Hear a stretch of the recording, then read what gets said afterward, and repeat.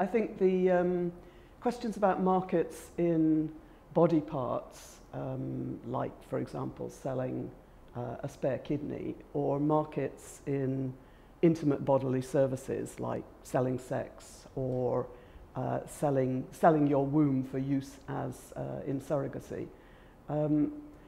I think these raise both the issues about inequality and commodification in very specific ways. The inequality side is, if you think about why would anyone choose to sell a kidney, or why would anyone decide to sell sex or sort of offer their womb as in a surrogacy arrangement. It's not something you do for the fun of it. It's not something that it's likely to be your career choice. Very often, not always, but very often, these are what people describe as desperate exchanges. That is, they're things that people are driven to because they can see very little alternative in terms of ways of raising the money that they need, either for themselves or in many cases for their children. So these are cases where the general inequality that is the background in so many markets has a particular kind of force. There's also a kind of, the question about what does it mean when we treat the body as a thing, a commodity that can just be bought and sold on the market? And is there a risk in this that in some way you turn the person, who is of course inseparable from the body, also into a thing?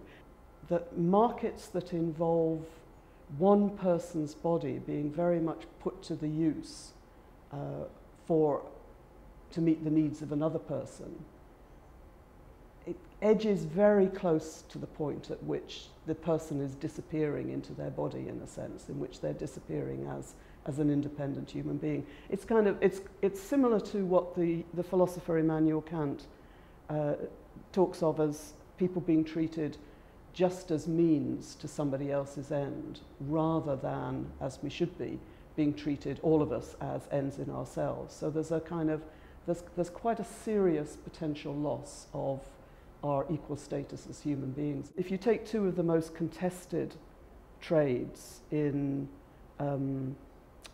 intimate bodily services, so prostitution on the one side and commercial surrogacy on the other, it seems significant that in the first of these, it's overwhelmingly women who are providing the service, and in the second, it's exclusively women who are providing the service. And this is very much what Deborah Satz argues. She says that she's not taken by the kind of argument that suggests that the body is somehow sacred, right? But she does stress the fact that in prostitution, women seem to be singled out as kind of, in a sense, vessels for promoting the pleasure of men, and in commercial surrogacy, that women are basically being identified as baby machines. And she thinks there's a real risk to general equality in that development.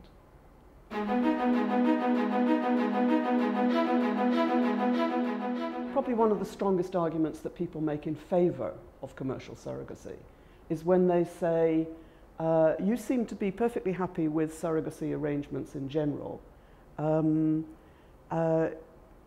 What's the kind of the objection to just going the extra step and allowing this to develop as a market with a kind of commercial surrogacy?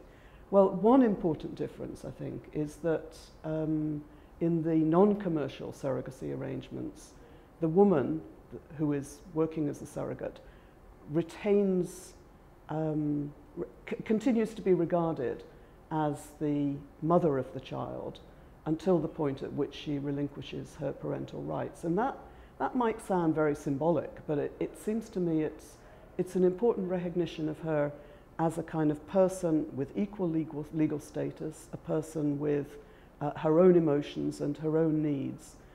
And that contrasts very much with the ways in which the commercial surrogacy industry has developed. The commercial surrogacy industry is increasingly, it's a global industry with the development of in vitro fertilization, surrogates don't normally provide the eggs as well, so that you really have moved to a situation where what's being bought and sold is access to a woman's womb for the period of a pregnancy.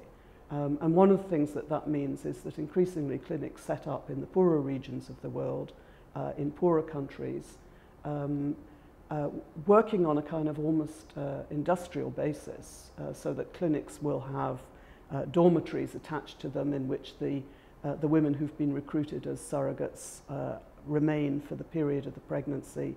They're subject to very intrusive regulations about diet, exercise, injections. They certainly don't have the right at the end of the pregnancy to change their mind and say they're not willing to relinquish the child. So this is it seems to me that this has moved into a kind of context in which you really are losing sight of the individuals as persons. You can't represent commercial surrogacy as a kind of solution to the global problem of childlessness, because there just aren't enough women of childbearing age around the world who would be willing to work as surrogates in order to meet that kind of need. So you're back there to a version of the inequality problem. In a sense, you're back to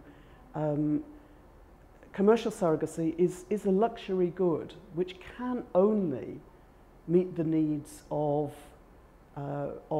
richer couples who are facing infertility. It can never be a solution to the problems of childlessness of poorer infertile couples or poorer gay men. So it's kind of got built into it a kind of a very vivid kind of global inequality.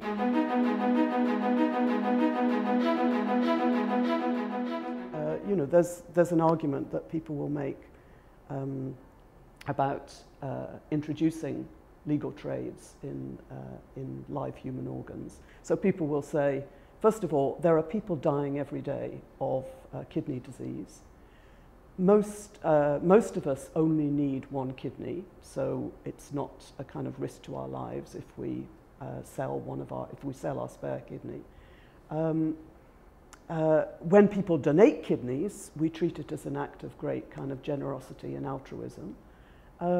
And as long as we keep the trade illegal, then it's ripe for all of the kind of the huge risk to life of the unregulated conditions, the cheating, the lying, the stealing of people's kidneys, you know, all of that.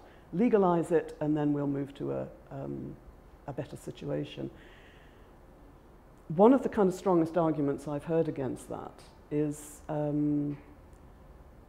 that if you were really to provide all kidney sellers with the kind of safe health care, including aftercare, that people ought to be entitled to if they're engaged in either kidney donation or the sale of a kidney, and you set the price at a level which generated enough kidney sellers to meet the very large global need, you'd set the price at a level that no health service in the world could possibly meet. I mean, in a sense, what keeps the price just about manageable in the illegal market is precisely the fact that people are not provided with decent conditions, and there is no aftercare, and there is no protection for the sellers. And I think, again, that's a version of what I'm saying about commercial surrogacy, that a market in live human organs cannot be a global solution to a global problem of something like kidney disease.